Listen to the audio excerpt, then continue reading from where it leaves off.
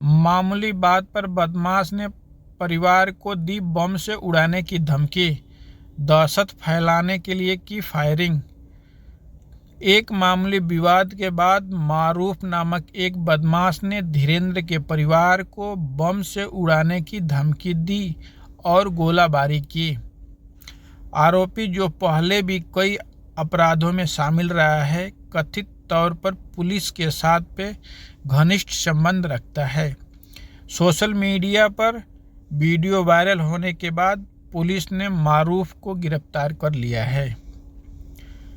गढ़ जिले नगर में रहने वाले एक परिवार को बदरखा गांव के रहने वाले एक बदमाश ने बम से उड़ाने की धमकी दी है। वहीं गाली गलौज करने का विरोध करने पर युवक ने तमंचे से फायर कर दिया। यह पूरा प्रकरण वहां लगे सीसीटीवी कैमरे में कैद हो गया। इस घटना की वीडियो सोशल मीडिया पर वायरल होने के बाद अफरा तफरी मच गई। गढ़ नगर के मोहल्ला इंदिरा नगर में धीरेन्द्र का परिवार रहता है।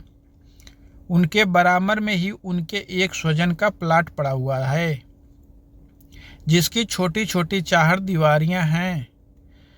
बदरखा गांव के रहने वाले बदमाश मारूफ का बराबर के मकान में आना जाना है।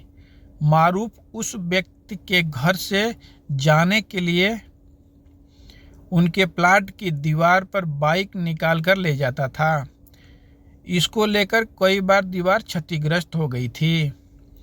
इसी बात की शिकायत करने के लिए बुधवार को धीरेन्द्र के स्वजन ने मारूफ से वहां बाइक नहीं निकालने को कहा। इसी बात से मारूफ नाराज हो गया तथा गाली गलौज करने लगे। पीड़ित पक्ष ने गाली देने से मना किया तो वह मारपीट पर उतारू हो गया। इसके बाद मारूफ ने पूरे परिवार को बम से उड़ाने की धमकी दे डाली। वायरल वीडियो में वह साफ तौर पर कैमरे की तरफ इशारा करके अपना पूरा नाम, पता तथा पूरे परिवार को बम से उड़ाने की धमकी दे रहा है।